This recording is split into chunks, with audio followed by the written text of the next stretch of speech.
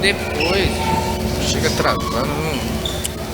Amém, queridos? Abre sua Bíblia lá em Romanos, capítulo 8.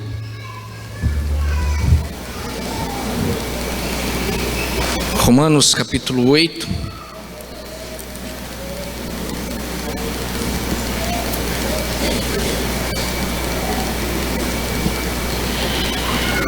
Eu quero ler dois versículos com vocês, 29 e 30. Romanos 8, 29 e 30.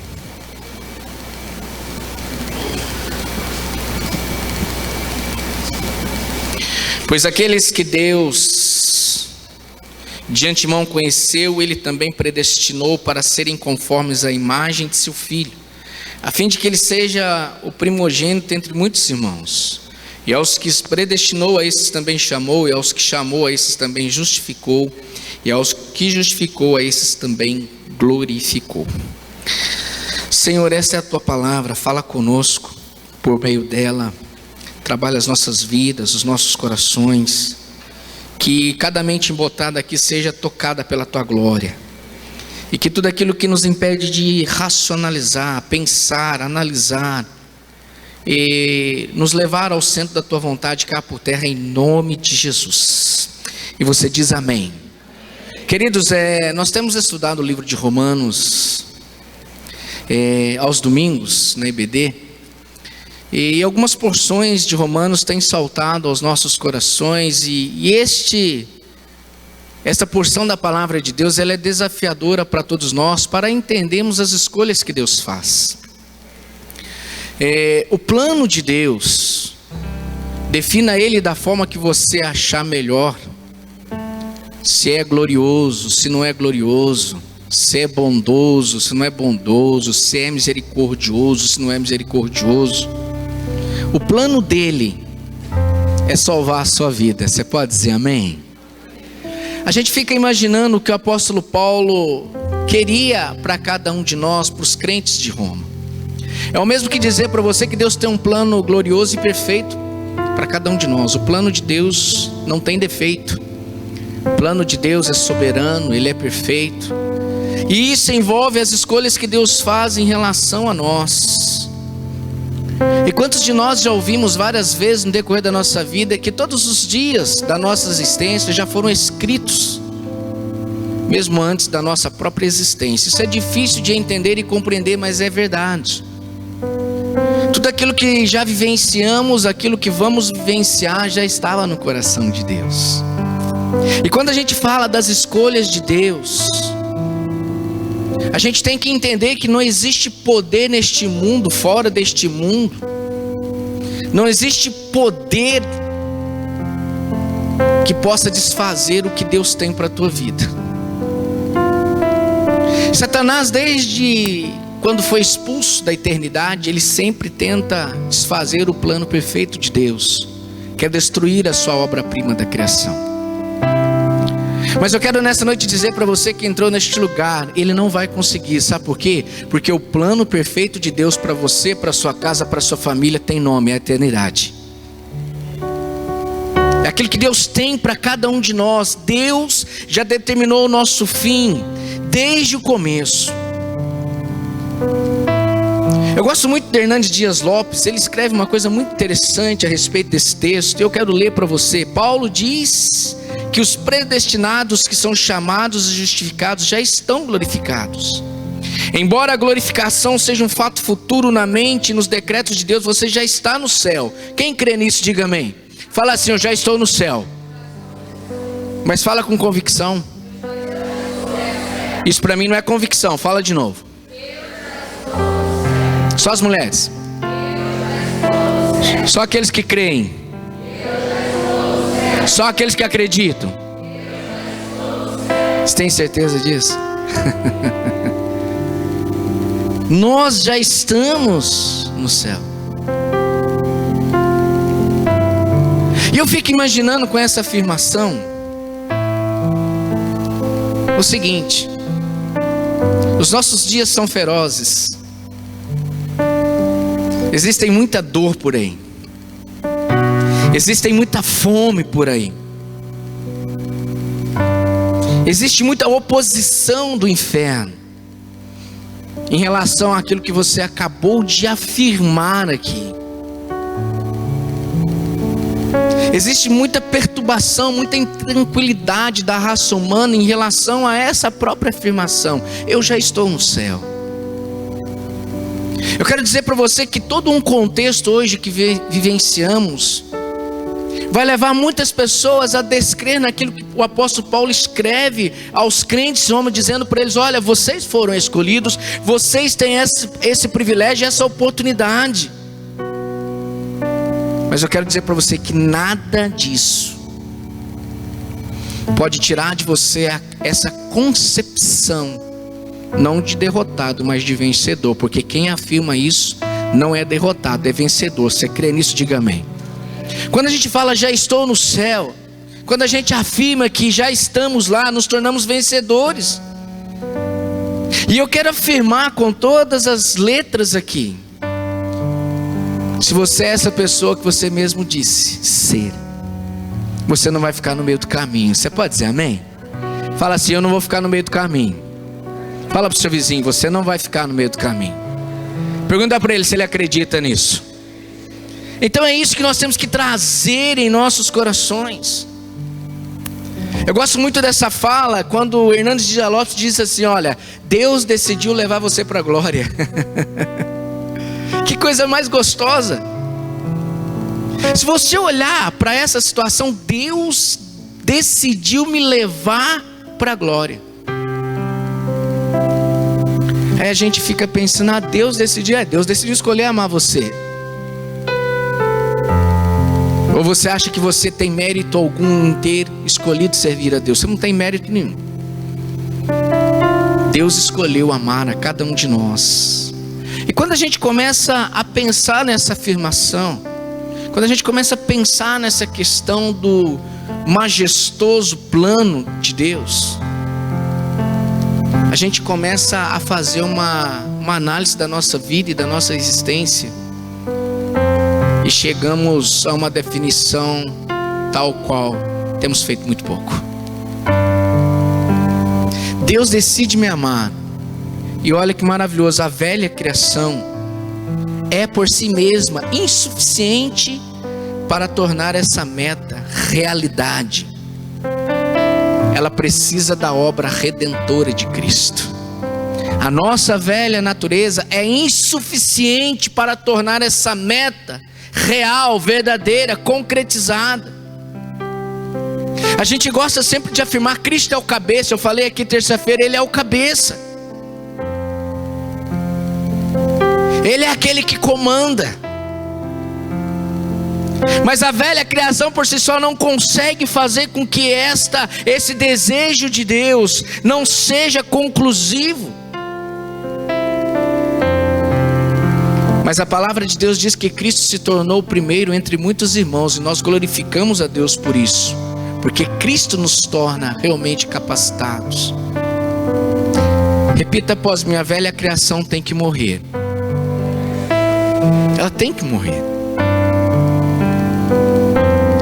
Porque se eu olho para essa questão que Ele me escolheu, a gente tem que passear rapidamente algumas situações dentro desse texto, que envolve muitas situações importantíssimas. Não quero entrar aqui em mérito de predestinação, que você pensa ou deixa de pensar. Eu quero que você entenda que Deus escolheu amar você. Você pode dizer amém? Deus escolheu me amar, independente de tudo. E uma das coisas que a gente começa a ver nesse texto, que Deus me conhece de antemão. Fala assim: Deus me conhece de antemão. Se você pega o versículo 29, você vai compreender isso.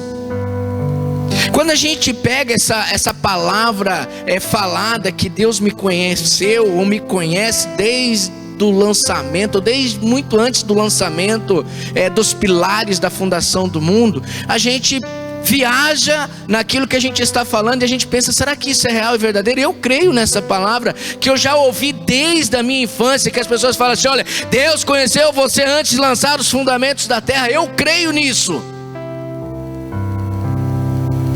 Mesmo antes de você pensar ser gente, mesmo antes de pensar no seu nome, Deus já te conhecia. E no tempo presente a gente tem que trazer a memória de cada um de nós, porque Deus me ama. E quando a gente olha para a análise, o verbo conhecer significa realmente amar. E é o mesmo verbo yadá em Gênesis 4:1, quando diz que Adão conheceu Eva e ela concebeu. Ora, quando a gente olha essa análise, para que haja concepção de um ser humano, tem que haver intimidade. Tem que haver algo sublime. Tem que haver uma cumplicidade. E eu quero dizer para você que Deus te conheceu intimamente, mesmo antes de você existir. Você pode dizer amém? Vou voltar a dizer, Deus conheceu você intimamente antes mesmo de você existir. É isso que nós encontramos nessa palavra.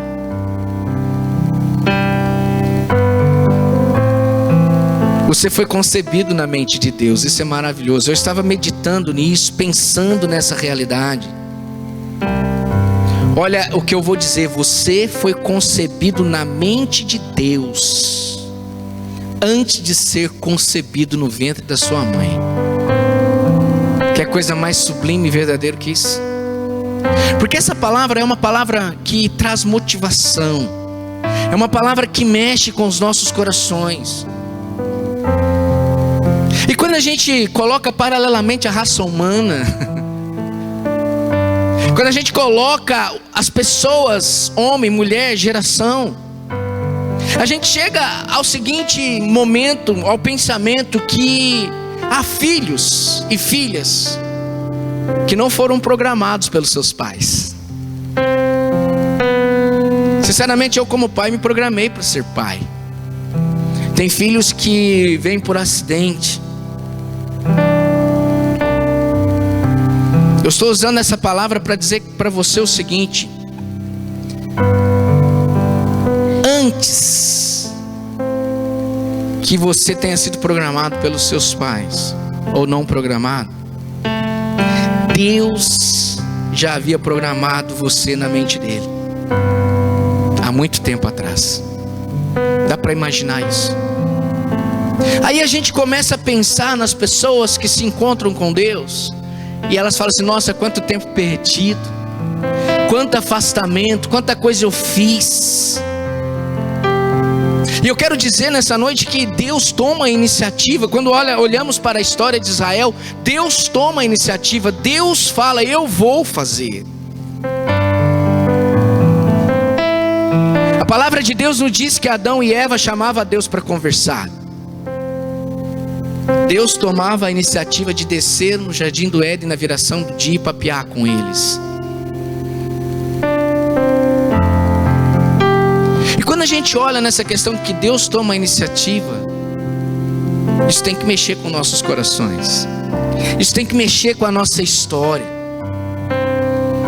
isso tem que mostrar para nós que vale a pena entender que quando a palavra de Deus diz, não foste vós que me escolhestes a mim, pelo contrário, eu vos escolhi. Será que a igreja do tempo presente, a terceira IPI de Bauru, tem noção dessa palavra? Será que realmente a gente traz aqui no nosso coração essa palavra, dizendo assim, que bom, não foi eu que escolhi amar Deus, foi Deus que me escolheu amar primeiro. Porque quando Paulo escreve isso aos crentes de Roma, talvez haviam ali pessoas cheias de arrogância, cheias de sabedoria, de entendimento,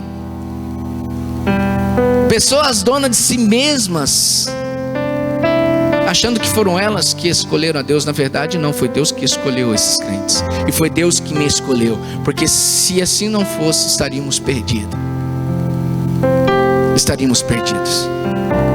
Então Deus me conhece, Deus sabe quem eu sou, Deus sabe o que você passa, Deus sabe o que você está passando, o que vai passar, e Deus tem ciência até onde você aguenta e até onde você pode ir com Ele.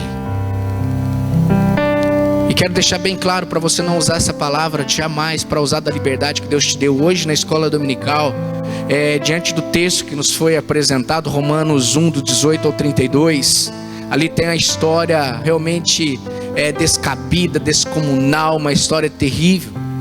Mas o que mais me chama a atenção é que muitas pessoas hoje usam da própria liberdade que Deus dá para se tornar escravo dessa liberdade. Muitos são escravos da sua própria liberdade, achando que são livres. Então Deus me conhece de antemão. E Deus trouxe para nós o que é a oportunidade da salvação. Se no primeiro momento Deus me conhece já desde tempos remotos, a escolha de Deus em me amar foi para salvação. O desejo de Deus é que nós sejamos salvos. 2 Timóteo 1,9 diz assim: que nos salvou e chamou com uma santa vocação, não segundo as nossas obras, mas segundo o seu próprio propósito e a graça que nos foi dada em Cristo Jesus antes dos tempos eternos. Ele nos chamou para uma santa vocação. Ele nos chamou para adorarmos. Ele nos chamou para o seu propósito. E é muito interessante que essa salvação é de graça. Você sabe que eu fico pensando, será que se tivéssemos que pagar um preço por essa salvação, não seríamos melhores? Porque tudo que é de graça a gente não dá valor. Você já viu que você tem hoje, você conquistou. Isso não é heresia não, viu? Tudo que você conquistou hoje, você dá valor, sim ou não? Vou perguntar de novo, tudo que você conquistou até hoje, você dá valor, sim ou não? Aí eu fico pensando, a salvação é de graça. E muitas pessoas não dão valor nesta salvação. Porque é de graça. Isso é uma indagação minha, você não tem que tê-la, é minha. Será que se tivéssemos que pagar alguma coisa pela salvação, não seríamos melhores? O que Deus requer de nós? O que Deus requer de você? Quando a gente fala de vocação, santa vocação, é algo sublime, é algo maravilhoso, é algo que nos motiva a entender e a modificar a nossa vida para uma vivência melhor, para uma caminhada mais autêntica, mais verdadeira com Cristo. Porque se nós trazemos no bojo da nossa história a certeza da nossa salvação, que eu sou um cidadão do céu, nós temos que melhorar e muito nessa santa vocação, porque Deus tem um propósito para cada um de nós, e esse propósito é sublime. Eu gosto muito quando a palavra de Deus diz que a vontade de Deus, que é soberana, é perfeita, é maravilhosa, é que ninguém se perca. Você pode dizer amém? Fala assim: Deus não quer que ninguém se perca. Ele não quer. Você imagina o desejo de Deus, o qual Deus, Efésios 1,14 diz assim: o qual é o penhor da nossa herança, para a redenção da possessão de Deus, para o louvor da sua glória. Nós fomos resgatados, nós temos a garantia da salvação, não para o louvor de cada um de nós, mas é para o louvor da glória de Deus. Então Deus tem algo para a minha vida. Deus me escolheu para ser salvo.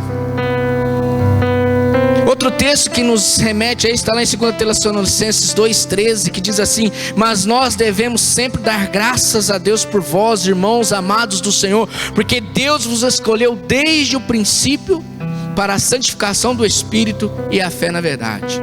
Para a santificação do Espírito e a fé na verdade. Ora, algo mexe aqui com a gente. Por que Paulo não está escrevendo para descrentes? Por que Paulo não está exortando pessoas da sua linhagem, os gentios? Tanto é que quando o apóstolo Paulo escreve, ele é conhecido como o homem que levou a palavra aos judeus, mas também aos gentios.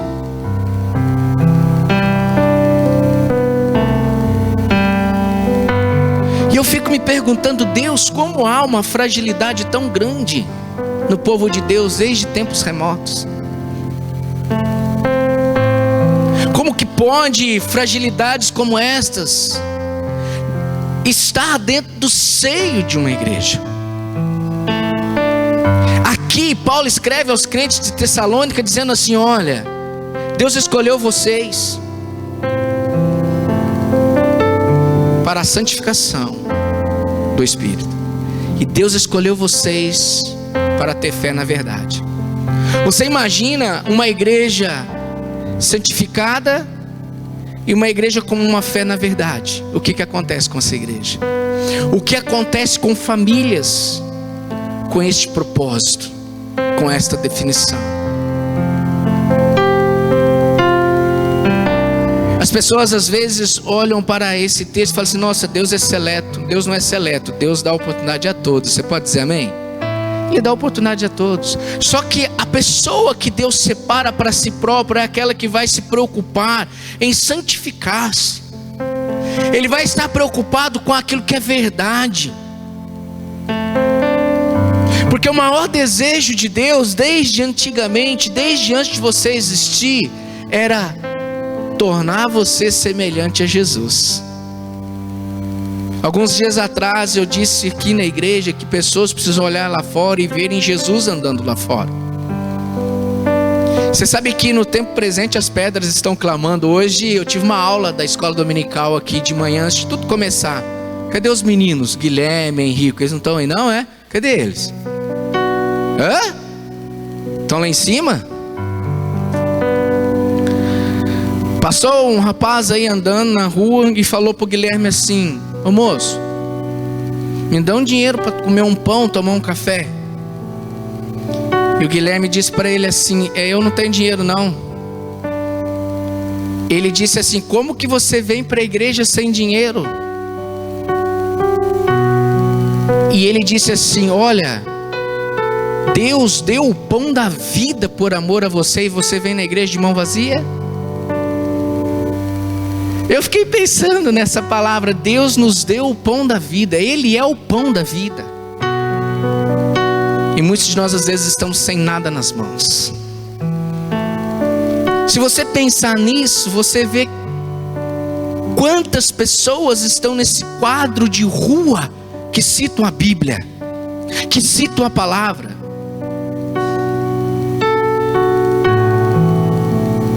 Nós estamos diante de uma escolha onde Deus faz: olha, é necessário ter essa fé na verdade. Então Deus me conheceu, Deus me trouxe à existência para que eu e você nos tornemos semelhantes a Cristo.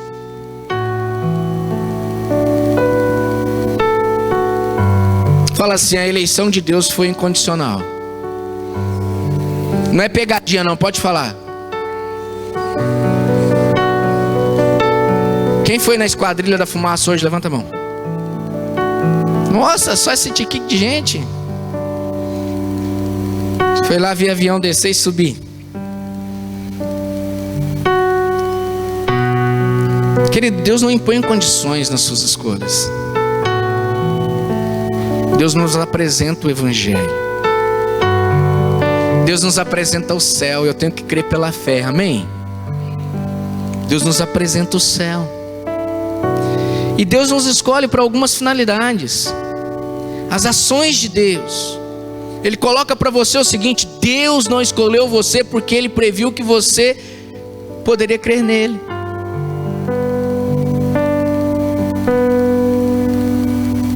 O que isso quer dizer? Se Deus me escolhesse porque eu acreditaria nele, isso estaria focado em outra coisa. Isso estaria focado em uma fé pessoal. Preste atenção no que eu vou te dizer. A fé não é a causa da eleição, mas o resultado dela. A palavra de Deus diz lá: todos quantos haviam sido destinados para a vida eterna creram. Vou dizer algo. Quem está destinado aqui para a vida eterna, diga amém. Vou perguntar de novo. Todos aqueles que estão aqui destinados para a vida eterna do meu lado direito aqui, digam amém. Mas você crê em Jesus? Lado esquerdo aqui, quem crê nisso, diga amém. A palavra de Deus diz: todos quantos haviam sido destinados para a vida eterna creram. O texto não diz que todos os que crerão, foram destinados para a vida eterna, mas que todos os que foram destinados para a vida eterna. Eu estou falando aqui para pessoas destinadas para a vida eterna. Mas para isso é necessário crer. Portanto, a fé não é a causa da eleição, mas a sua consequência. Calvino já dizia: a eleição é a mãe da fé. Então Deus te elegeu para algo. Nós somos eleitos, escolhidos. Tudo isso para mexer com a gente. Deus não escolheu você por causa das suas boas obras. Eu vou rodar aqui rapidinho, porque eu quero ver se eu falo tudo que está aqui.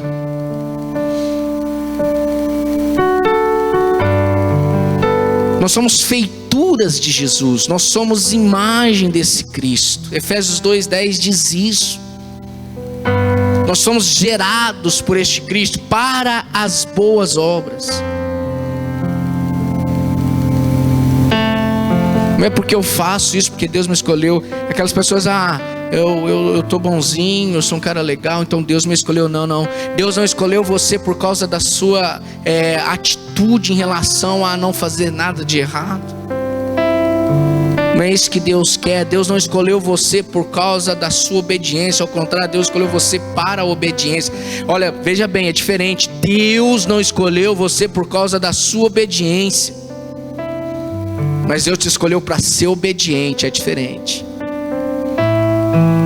E você viu quanta dificuldade nós temos para sermos obedientes. 1 Pedro 1:2 diz assim: eleitos segundo a presciência de Deus Pai, na santificação do Espírito, para a obediência. Então eu fui escolhido para obediência e aspersão do sangue de Jesus Cristo. Graça e paz vos sejam multiplicadas. Aqui eu paro e penso e uso um exemplo de Jacó. Você pega lá Jacó e Esaú. Deus escolheu Jacó e Esaú mesmo antes que ele praticasse o bem e o mal. Deus já havia escolhido. Deus já havia escolhido você antes de você praticar o bem e o mal. Ele já te escolheu. Você pode dizer amém? É esse que é o nosso Deus. E essa escolha não está nos merecimentos que você pode dizer assim: eu sou bonzinho, Deus me amou. Não, isso está relacionado ao amor de Deus, porque a eleição de Deus foi proposital. Repita após mim: a eleição de Deus foi proposital. Por isso que Romanos 8:29 traz isso para você nessa noite. Comece a pensar, comece a analisar a sua vida em relação a Deus. É isso que Deus quer. E a grande questão é: pastor, então eu posso viver uma vida dissoluta e sagrada porque Deus já me escolheu? Não. Quem conhece a Deus não vive no pecado. Quem conhece a Deus vive na santificação e na fé na verdade. Você pode dizer glória a Deus? Esse é o nosso Deus.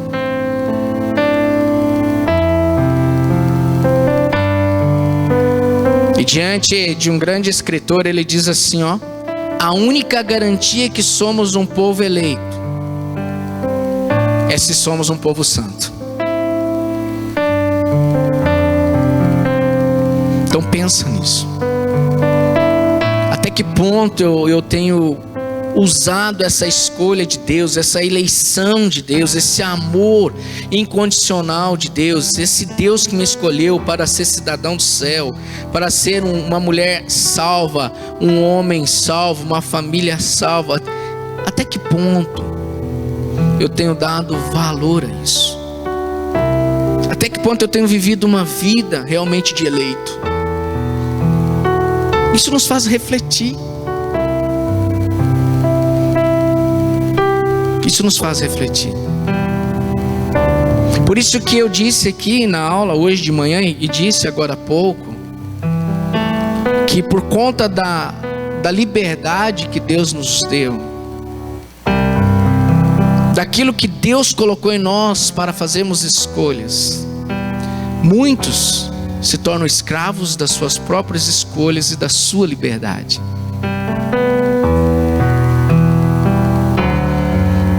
Então não permita que nada na história da face dessa terra te faça parar de caminhar para Cristo, de olhar para Ele, de ser cidadão do céu, de ser um Jesus andando no tempo presente, de ser uma mulher santa, de ser um homem santo, de ser família reta aos olhos de Deus. Você pode dizer amém? Seja este homem. Terceiro, se Deus me chamou, Ele me chamou para um fim. O projeto de Deus é para a salvação. Muitos são chamados e poucos são escolhidos. Muitas pessoas são chamadas, mas a verdadeira salvação, o salvo em Cristo Jesus, é aquele que ouve a voz do Supremo Pastor. Jesus disse assim: as minhas ovelhas ouvem a minha voz. Termina para mim. Você não sabe?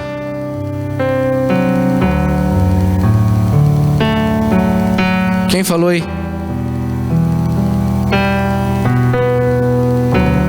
Tá. As minhas ovelhas ouvem a minha voz e me seguem. Querido, só aqui a gente começa a imaginar na forma que temos seguido a Cristo. Quem tem Jesus aqui como pastor, dá um glória a Deus bem forte. Você segue realmente Jesus? São reflexões. Quem é de Deus ouve a palavra de Deus.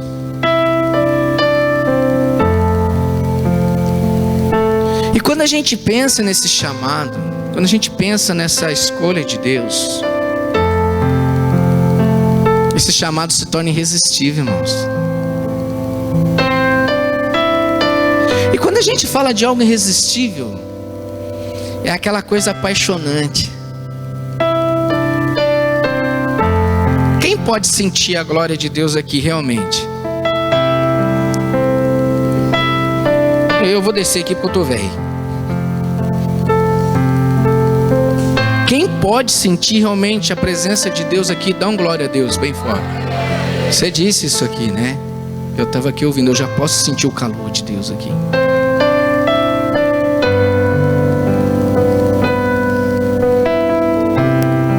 Mas essa glória irresistível está na escolha que Deus faz.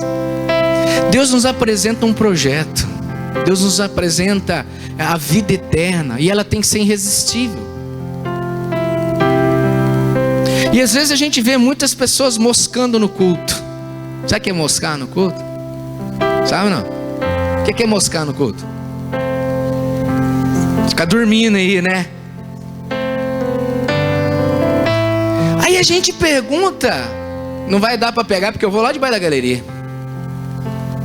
Aí a gente pergunta assim: se a glória de Deus é irresistível, se Deus me escolheu amar, e glória a Deus por isso porque Ele me escolheu amar, porque ai de mim se Ele não escolhesse me amar. Tem que ser aquela coisa apaixonante, aquele negócio gostoso, bom, algo que se torna irresistível. O que é algo irresistível? O que você mais gosta de fazer na vida que se torna irresistível?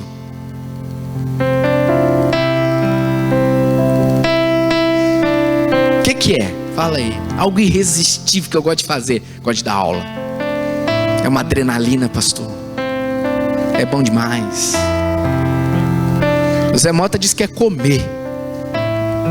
O que é algo irresistível? Oi? Viver. O que é algo irresistível para nós? Você está dando aula de Romanos. Terminou? Acabou? It's over. O pessoal aprendeu desse jeitinho? Eu fico pensando, será que eu sou irresistível mesmo? Será que eu estou vivendo esse amor irresistível? Isso é para nós pensarmos na nossa vida, na nossa caminhada. Porque, irmãos, a eleição é de graça. Aí tem os calvinistas aqui, né? Não é isso? É de graça. Tem aqueles caras, é de graça, mas irmão, santificação do Espírito e fé na verdade é algo irresistível. E se isso é tão irresistível para nós,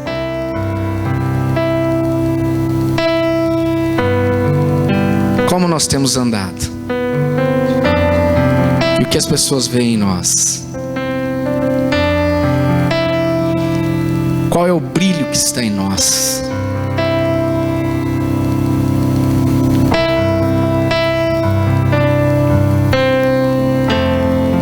Porque aquilo que nos é apresentado, o evangelho que nos é apresentado, a palavra que nos é apresentada, tem que se tornar algo doce, gostoso, amável, algo irresistível. Eu não consigo resistir. Você sabe quando Deus chama Jeremias, ele fala assim: Senhor, tu me seduziu. Pulou muito hoje, né, menino? E eu fui seduzido por ti, mas o Senhor me enganou. Jeremias foi seduzido por Deus. Deus chamou aquele cara, deu um abraço nele. Ele se sentiu atraído pela glória de Deus. E Deus só não resistiu para ele. Deus fala assim: fala. Mas eles vão me jogar na cisterna, mas fala. Porque quando nos tornamos essa pessoa, quando algo que Deus faz em nós se torna irresistível, a gente fala, a gente pratica, a gente pula, a gente salta. A gente não precisa ninguém chamar a gente para pular, marchar. Ninguém foi chamado aqui para dançar, era para marchar. Mas Deus é tão irresistível que eu danço, eu marcho, eu misturo tudo, mas eu faço porque isso é irresistível, é algo maravilhoso. Sabe como essa escolha, esse amor de Deus deveria estar em nós? Vou usar um exemplo muito simples. Você já viu quando você entra numa festa de casamento? Eu já falo já. Quando eu vou num casamento e começa aquelas músicas, eu rapo fora. Mas você já viu que você tá lá e a tua perninha vai junto? Não é verdade? É. Aí começa a cabeça, eu seguro, para. Aí você fica irresistível, você não consegue. Que pena que isso não é praticado no campo religioso.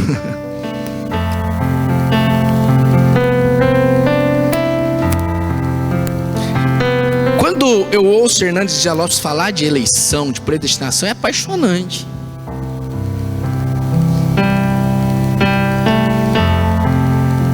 Porque quando o evangelho se torna irresistível, esse amor a gente entende ele, a entrega não é forçada, ela é espontânea. O louvor se torna espontâneo, a busca se torna espontânea.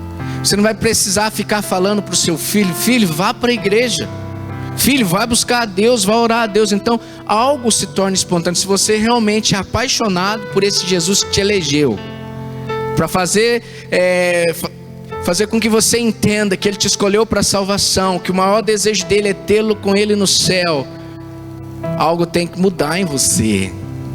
Você não tem que ser empurrado para a vida cristã, para o evangelho, para servir a Deus. Você vem porque é irresistível. O Zé Eduardo não resiste às mangas lá do quintal dele. E pimenta é irresistível, faz mal para ele, mas ele come. Algo irresistível, mas pastor, adorar a Deus é irresistível. Eu vou ser sincero, irmãos, essas músicas que cantamos hoje são antiguíssimas, mas fala a verdade, você reclamou. Eu tenho certeza. Já posso escutar. Nossa, essa música antiga.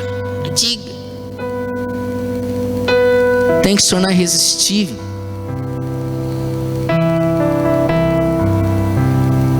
Quero te dizer uma coisa. Isso aqui é pesquisa, não é meu. Você não é agredido, violentado. Ao contrário, o Espírito Santo muda as disposições íntimas da sua alma. Você é gerado da semente incorruptível. Você nasce de novo, nasce de cima do Espírito Santo. Quem tem esse sentimento dentro de si, aplauda o Senhor Jesus. Isso não é meu. E eu vou ler bem pausadamente. Quando Deus entra, quando Deus escolhe, você não é agredido, você não é violentado. Ao contrário, o Espírito Santo muda as nossas disposições. E quem quer que o Espírito mude as suas disposições aqui, diga: eu quero. Eu quero. Eu desejo isso. Gente, eu vou dizer uma coisa para vocês. Desde quando eu me conheço por gente, eu estou dentro de uma igreja. Desde quando eu me conheço por gente, eu vou fazer 48 anos de idade, eu estou dentro de uma igreja. E eu fico pensando, nossa, é muito tempo. Tem gente que está há mais de 50 anos, 70 anos. E as pessoas falam assim: nossa, eu sou apaixonante pelo meu culto. Eu fico ali fora vendo os senhorzinhos, os mais velhos vindo da igreja. Eu fico imaginando, Deus, que inveja santa. Eles vêm alegre, feliz da vida, e às vezes a gente está aqui empurrado e emburrado.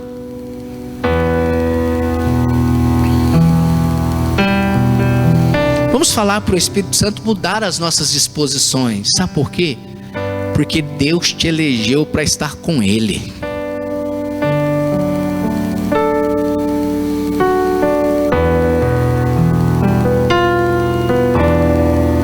Vou pular para o último, que esse aqui é legal. Fala assim: Deus justificou-me de todos os meus pecados. Fala de novo, sozinhos agora.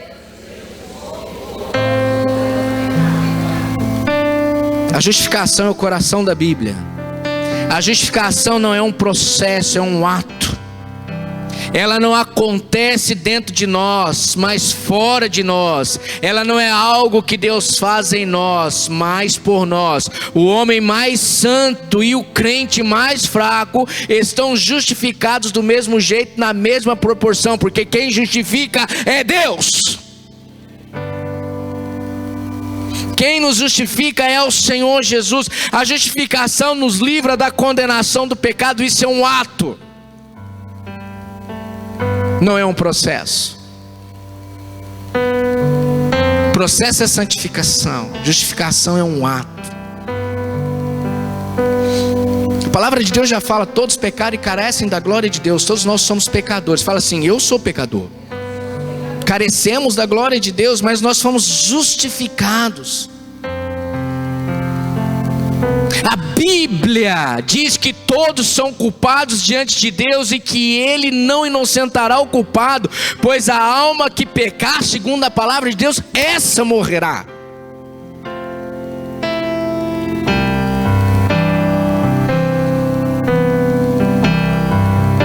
E o que vai acontecer então? A palavra de Deus diz que livros serão abertos. Não sei como vai funcionar isso, mas a palavra de Deus diz que livros serão abertos. Eu quero listar algumas coisas aqui, para a gente encerrar o nosso culto nessa noite. Seremos julgados pelas nossas palavras.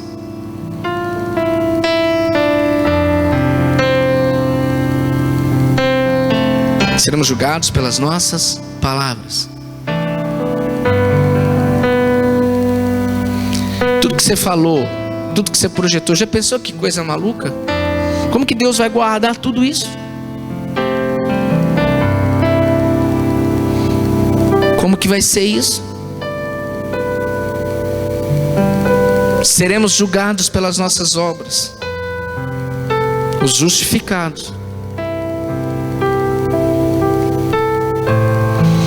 Ninguém pode se salvar pelas obras, tá? Isso tem que ficar registrado para você. Por mais obra que você faça,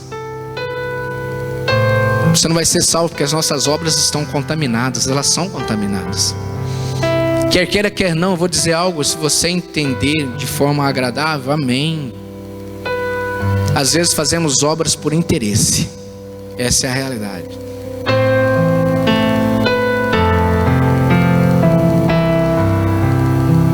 Tem uma coisa aqui que eu quero parar nela. Seremos julgados pela omissão. É, pastor, pela omissão. Você já imaginou essa palavra se cumprindo na sua vida? Apartai-vos de mim, malditos, para o fogo eterno, preparado para o diabo e seus anjos. Aí você fala assim: que tipo de omissão? Presta atenção. Sermos julgados pela omissão. Que tipo de omissão? Por não fazer nada.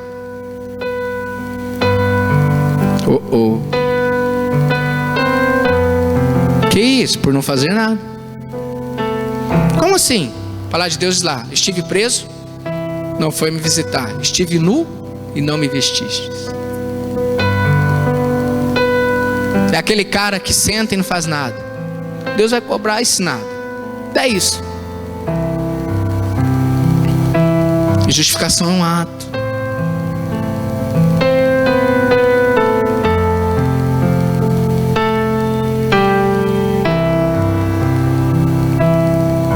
O escritor diz assim, ó: esse ato é tão ferrenho que, de tal maneira que você precisa entender que você pode estar na sua casa, não fazendo mal para ninguém, não falando mal de ninguém, ainda cometendo um terrível pecado de omissão.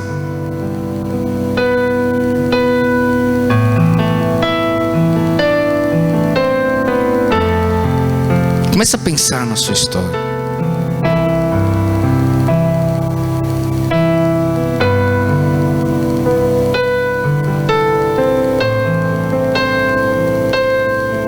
Aí você fala assim: então estou perdido. Realmente estamos perdidos, porque ninguém alcança a salvação por esforço próprio. Isso me faz refletir nos crentes de Roma. Isso me faz refletir nos crentes atuais. Isso faz-me refletir sobre a minha própria casa, minha própria família.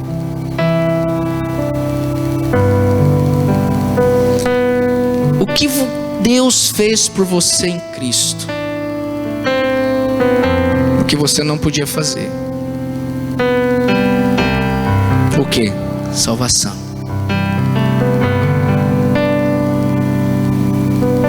O que você não podia fazer, Ele não pode fazer, Deus faz por você. Você pode dizer amém? Deus faz por você. Isso está lá em João 3,16. Deus ama o mundo de tal maneira que Ele envia seu Filho.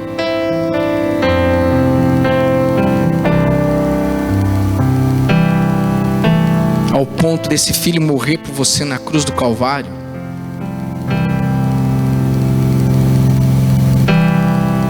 Porque Ele ama você, Ele ama a sua casa, Ele ama a sua família. E diz lá: todos aqueles que creram, deu-lhes o poder de serem feitos filhos de Deus. Deus se tornou maldito por amor a nós. Você pode dizer amém? Então você não pode fazer nada. Ele fez tudo. E Ele faz tudo.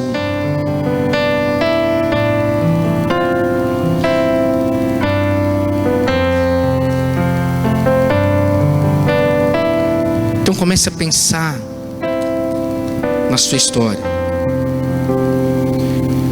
Comece a olhar para o texto.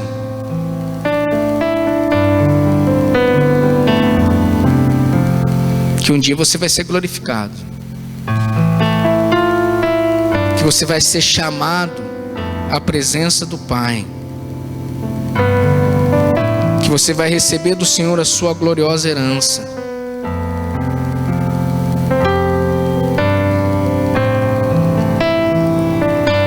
E enquanto isso não acontece, algumas perguntas eu quero concluir dizendo para você.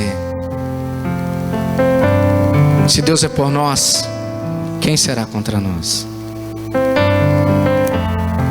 Aquele que não poupou o seu próprio filho, porventura não nos dará graciosamente com ele todas as coisas? Quem tentará acusação contra os eleitos de Deus? Quem os condenará? Quem os separará do amor de Deus que está em Cristo Jesus? Ninguém. Então, quando a gente fala de justificação, quando Deus disse: eu vou levar você para a glória, é para que você entenda que o que você está vivendo hoje tem que refletir a glória do Pai, porque um dia você vai se tornar como o Pai. Ele vai te dar um corpo incorruptível, um corpo de glória. Haverão dias que jamais a nação sonhou em ter, são dias com o Pai. Isso é eternidade. O propósito de Deus é esse. E eu estava meditando nisso, preparando a aula lá da frente, pensando justamente naquilo que temos feito hoje, no agora e no já. E o que você tem feito hoje é a atitude de homem justificado, de mulher justificada, de homem eleito, de mulher eleita, de homem que entende que Deus elegeu a gente para a salvação e não para a perdição. Pensa nisso. Curva sua fronte, feche seus olhos.